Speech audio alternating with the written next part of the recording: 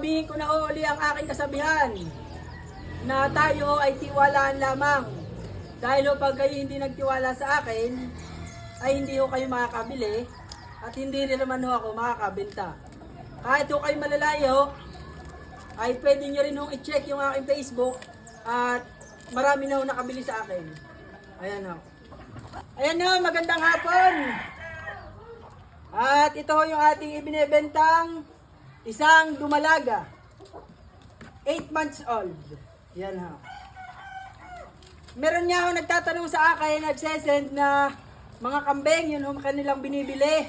At nagtatanong ho ng yung legit check. Yan ho. Akin daw hong i-check kung ari gayong, gayon ang lahi o tama lang sa presyo ang benta, tama lang sa presyo ang bili. Ay siya ho, pasensya na ho kayo. Dahil ho ako, ay hindi ho ako pwedeng magbigay ng opinyon sa inyong itinatanong sa akin. Lalo higit ako ay nagbebenta ng kambing, ay pwede ko hong sabihin sa inyo na ay wag kayo dyan bumili at hindi ho yan legit. Wag ho kayong bumili at hindi ho yan quality. Ayan.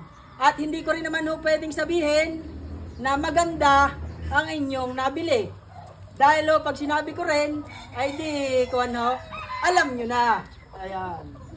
Kaya ho, kung ang hanap nyo yung legit at quality, ay di sa akin ho kayo bumili. Ayan. Kita nyo naman. Oh, ito ho, isang dumalaga, 8 months old. Bilog na bilog. Ito ho, sa magtatanong kung magkano, 25K. Yan ho. 25,000.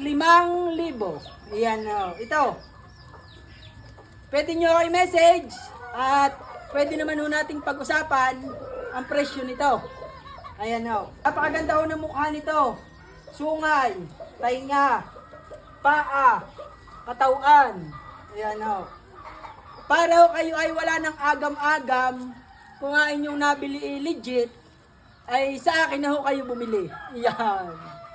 Meron ho tayong mabibili na mura. Sasabihin ng iba ay purebred. Pero dapat ho, kayo ay maalam tumingin at kumilate sa inyong binili. Dahil ho, napakahirap kitain ng pera. Ay kung tayo ay ma-jojo ay di sayang ho ang ating pinag-ipunan. Ayan ho. Ayan ho, kitang-kita nyo naman. Ilapit nyo ng kaunti, inay. Ayan. Ayan ho, sa may gusto ng quality gawaing inahin. Ito ho. Itaas nyo ng kaunti, inay, para makita ang balingusan. At talaga namang napakaganda ho niyan. Beautiful! Oh. Oh. Ayan ho. Ay siya, at hanggang dito na ho lamang